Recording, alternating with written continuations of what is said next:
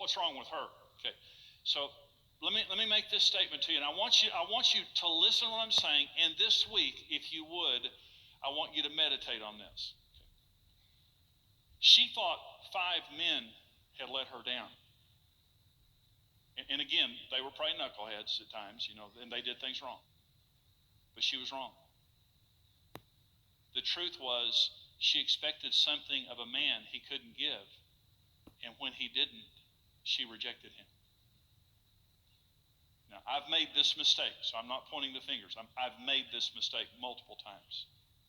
Listen to what I'm about to say. Because there have been times in your life when you did not know Jesus, or you weren't walking with Jesus. There have been times that you transferred the expectations of your life to people, and you set them up for failure because they couldn't be Jesus to you. Your parents, an ex-spouse, a close friend, a business partner, a pastor, a church. You took acceptance, identity, security, and purpose, and you transferred that to an individual, and they let you down. And it may have ended the relationship. Maybe it just ended in a frustration in the relationship, and you kind of accused that person. But you were wrong. I'm not saying that other person wasn't wrong also. You were wrong. And my encouragement to you is to do an inventory. Is just to sit down in the presence of the Holy Spirit and say, Holy Spirit, would you help me? Because I know I have some broken relationships in my life. Are any of those broken relationships because I tried to make that person Jesus to me?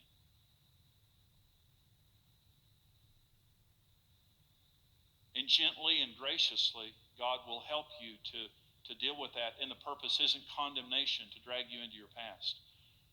The purpose is just simply to say, maybe they weren't as bad as I thought they were. And maybe I was a part of the problem. I've done it. I did it to Karen. I was very disappointed in Karen when we got married because I was trying to make her into Jesus for me. She's a great Karen. She's a lousy Jesus. I'm a good Jimmy. I'm a lousy Jesus. There's only one good Jesus, and his name is Jesus.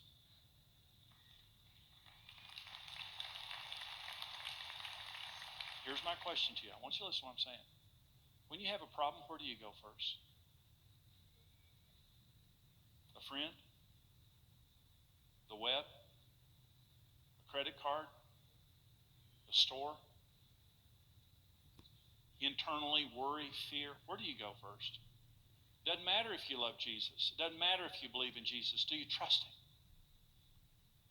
Do you trust him with your finances? Do you trust him with your children?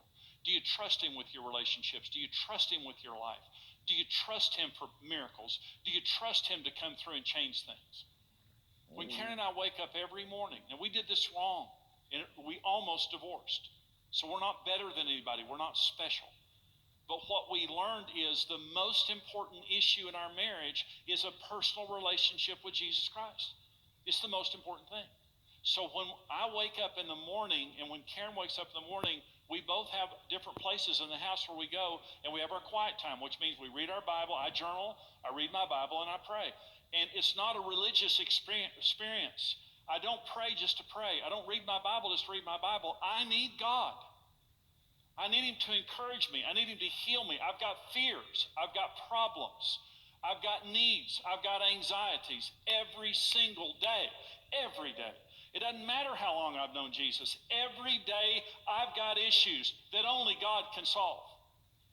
I don't go to a person first thing in the morning. I don't go to the web first thing in the morning. I don't buy something early in the morning to make me feel better. I go to Jesus, and it changes every relationship in my life. Every relationship in my life. Once God heals us, but the second thing he does is he fills us.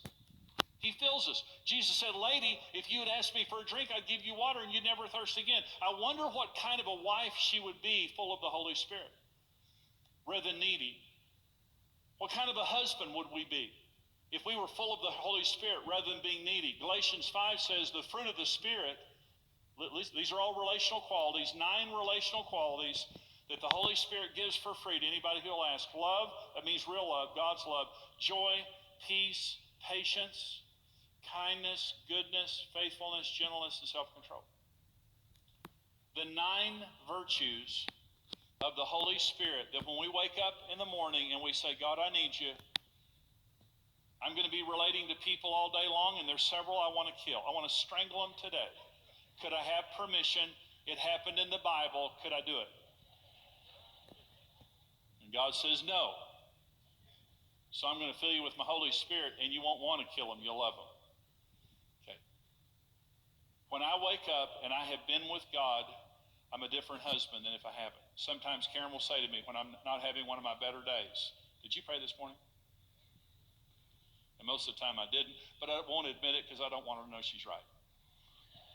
Because she's right too much.